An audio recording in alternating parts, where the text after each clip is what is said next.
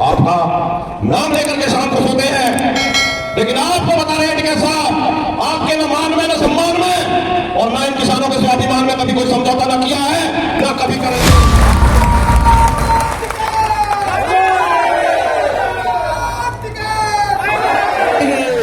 9 तारीख को टिकैत साहब हम यहां पर पंचायत लेकर के आए थे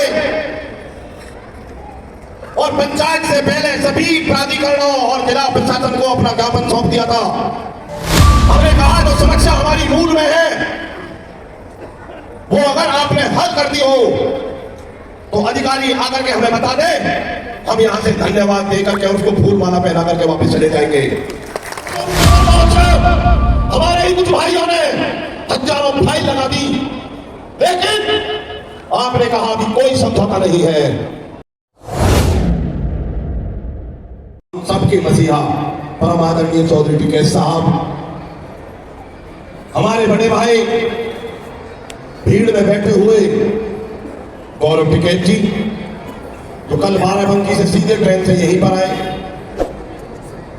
आपको यहां कुछ बताने के लिए आए हुए सभी मेरे अधिकारी, पुलिस प्रशासन, LIU, मीडिया बंधु, 9 तारीख को टिकैत साहब हम यहां पर पंचायत लेकर के आए थे और पंचायत से पहले सभी प्राधिकरणों और जिला प्रशासन को अपना ज्ञापन सौंप दिया था। हमने कहा जो समस्या हमारी मूल में है वो अगर आपने हल कर दी हो तो अधिकारी आकर के हमें बता दे, हम यहां से धन्यवाद देकर के उसको फूल माला पहना करके वापस चले जाएंगे। अधिकारी हमारे बीच में आए, उन्होंने अपनी अपनी बात रखी, लेकिन उन्होंने बात रखने में कोई कसर नहीं छोड़ी, समझाने में कोई कसर नहीं छोड़ी, फेंकाने में कोई कसर नहीं छोड़ी, लेकिन मौके पर धरातल पर हमें कुछ नहीं मिला। हम आपका नाम लेकर उस महान आत्मा के आशीर्वाद से इस पुल के नीचे बैठ गए। रात के 10 बजते आंदोलन को और आंदोलनकारियों को कमजोर करने के लिए प्रशासन ने एक गलत नीति अपनाई, चुपचाप मुकदमा दर्ज कर दिया, कोई दिक्कत नहीं। अगले दिन हमारे अधिकारी फिर आए, बोले आप एक बार अधिकारियों से वार्ता कीजिए, बड़े अधिकारी आपको समझा सकते हैं। हमने वार्ता के लिए टाइम फिक्स कर दिया। पहली वार्ता जब नोएडा प्राधिकरण में करने के लिए गए तो पूरे क्षेत्र में अखबार और मीडिया के माध्यम से जानकारी हो गई कि हम बहुत बड़े चोर हैं। वो खबर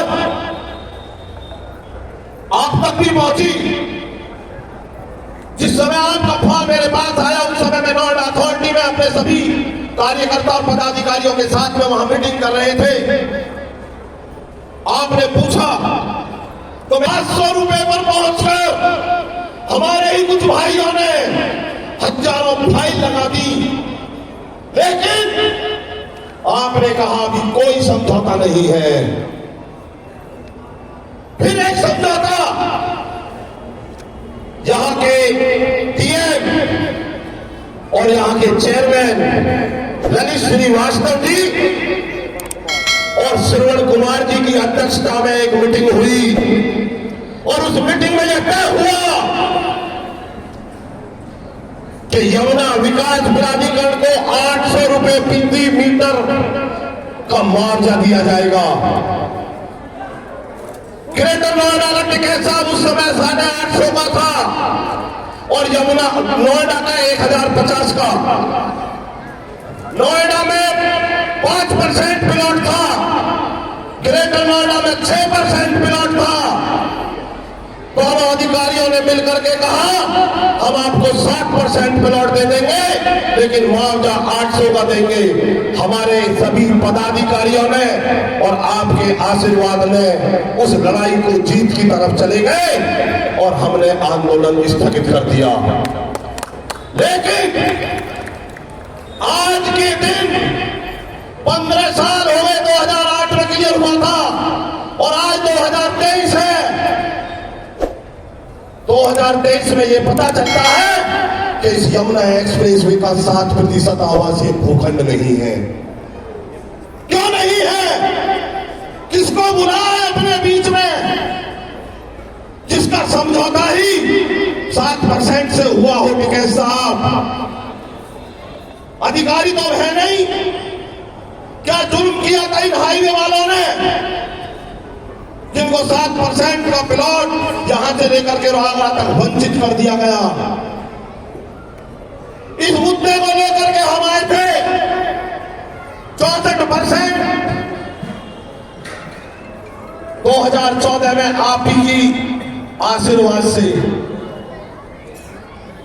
पूर्ववर्ती सरकार ने कैबिनेट बना करके 2014 में घोषणा की, लेकिन आज तक जगतपुर का वो गांव वंचित है जहां से ये यमुना एक्सप्रेस वे शुरू होगा। जो यमुना एक्सप्रेस वे और ईस्टर्न पेरिफेरल को जोड़ा जाता है, वहां जो इंटरचेंज बनना है, वहां के किसान 3640 का मुआवजा मांगते हैं। क्या गुनाह करते हैं? अगर यमुना में पहले उनको 800 मिला और उनकी जमीन पेरिफेरल में गई तो उनका 800 काट करके 3640 का मुआवजा उन्हें दिया गया। अगर चंद हमारे भाई उस इंटरचेंज में 3640 का मुआवजा प्राप्त कर लेंगे तो कौन सी सरकार डूब जाएगी? इन मुद्दों को लेकर के आए। जेवर एयरपोर्ट पहले चरण में आपने अधिग्रहण कर लिया, लोग खड़े नहीं हुए, आप पर विश्वास किया, विस्थापन नीति अच्छी नहीं बनी। मुआवजा सर्किल रेट 10 से 15 साल हो गए, गौतम बुद्ध नगर के उन गांवों में नहीं बढ़ाया गया। दूसरे चरण का हुआ, लोग खड़े हुए, उन्होंने कहा विस्थापन नीति गलत है। जहां लड़का लड़की को समान माना जाता है, लड़की को अधिकार क्यों नहीं दिया जाए? आपके आशीर्वाद से लड़की को अधिकार दिलवाया। दूसरी लड़ाई, गांव को सामाजिक संरचना के तहत बसवाया। तीसरी लड़ाई, जो जहां बसना चाहता है उसको मॉडल पर दिलवाया। लेकिन आज भी कानूनन नियम है कि 18 साल का बच्चा परिवार बन जाता है। आज भी एक नियम अभी तक टका हुआ है कि बाप के हिस्से में बेटे के हिस्से को जोड़ा जा रहा है। 18 साल के बच्चे को परिवार माना जाए तो उसके हिस्से को क्यों जोड़ा जा रहा है? जो आपने जाकर के रनहरा में कहा बालिग और नाबालिग को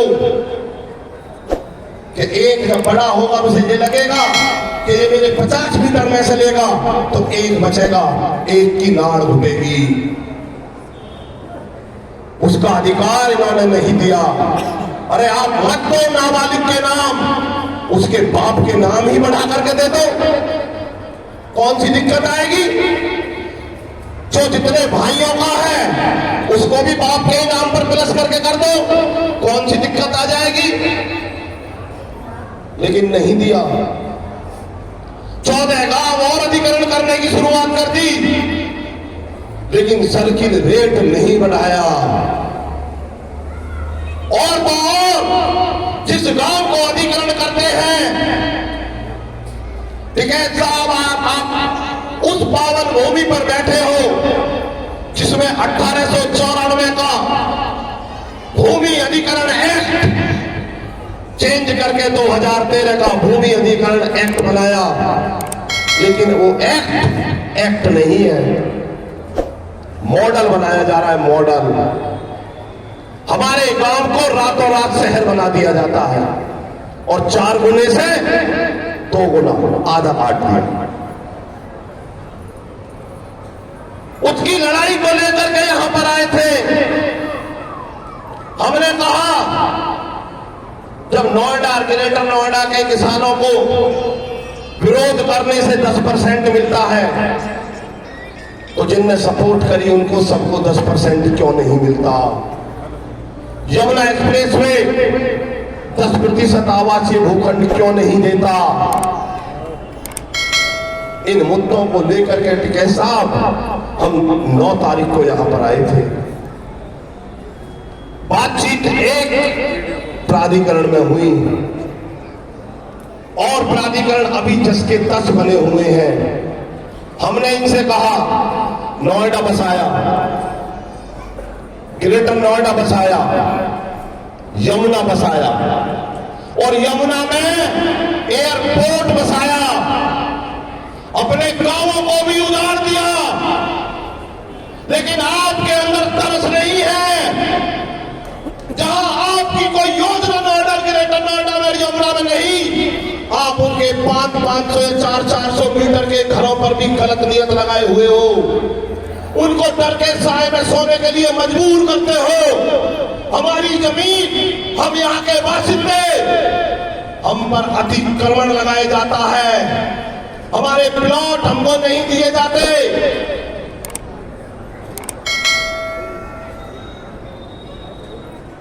कौन सा ऐसा नियम है कि 1207 पूर्व अपने गांव को छोड़ दिया, विकास के नाम पर दे दिया, लेकिन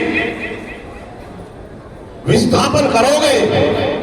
1000 मीटर मेरी जमीन है जिसमें मैं रह रहा हूं अपने बच्चों को लेकर, आधी काटोगे, 500 पे करेंगे बात। क्यों भाई?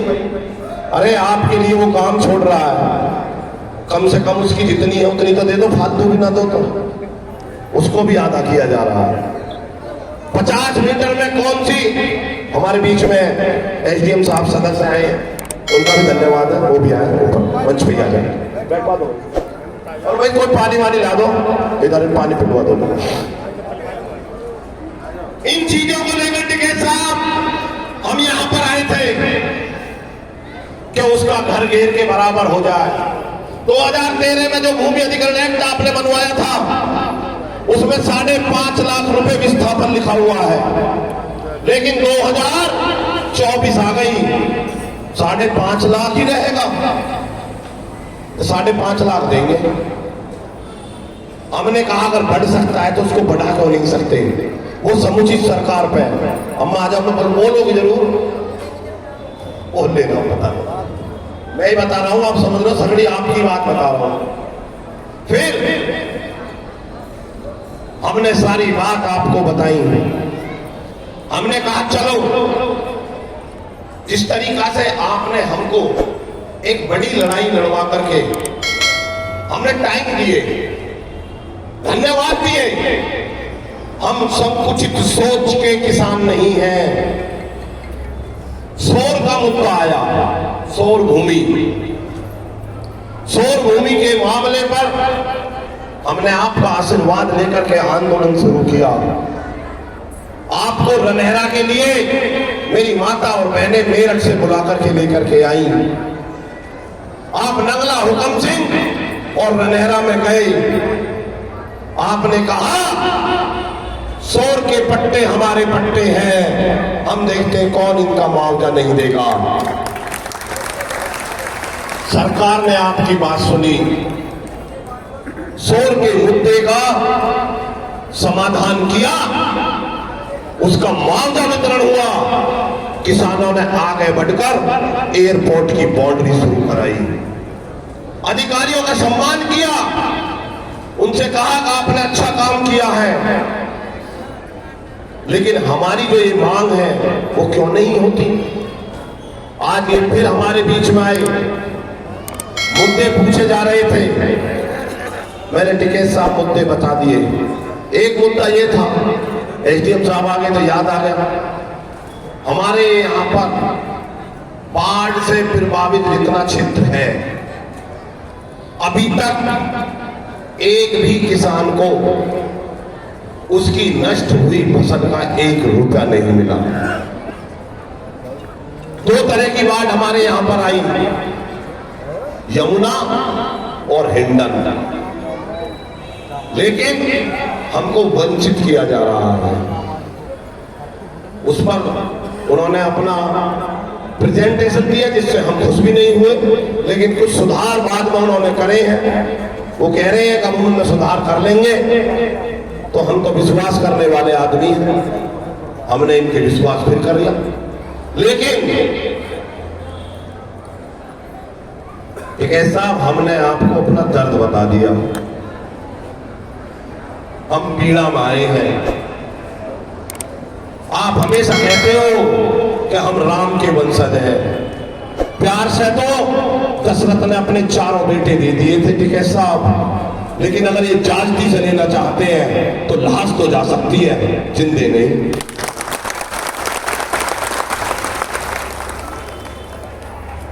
वार्ता समाधान है। कौन कहता वार्ता समाधान नहीं है? लेकिन वार्ता का माहौल बनाने के लिए किसी पर प्रेशर नहीं बनाया जाना चाहिए, और ऐसी परिस्थिति भी पैदा नहीं करनी चाहिए। हो सकता है कि हमने तो आपसे बहुत संस्कार लिए हैं, नए कार्यकर्ता नहीं ले पाते, नहीं झेल पाते। आपके सामने अपनी बात रखिए, अपनी पीड़ा रखिए। आपके नाम लेकर के सुबह खड़े होते हैं, आपका नाम लेकर के शाम को सोते हैं, लेकिन आपको बता रहे हैं कि साहब आपके न मान में न सम्मान में और न इन किसानों के स्वाभिमान में कभी कोई समझौता न किया है, न कभी करेंगे।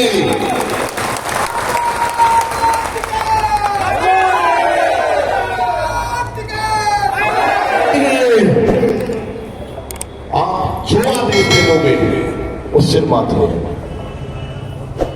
लेकिन ये सप्तमी की भूखी है। आई थी अगले दिन जब मुकदमों की ने पता चली, और इन्होंने कहा कि डरने की जरूरत नहीं है, हम तेरे साथ खड़े हैं। ये ड्रामा करते हैं हमारे साथ आकर के। कौन सा गुनाह किया था हमने यहां पर? अगर एक अधिकारी बताया किसी से अभद्रता की हो तो, लेकिन तरह तरह से आपसे गलत सूचना दी जाती है।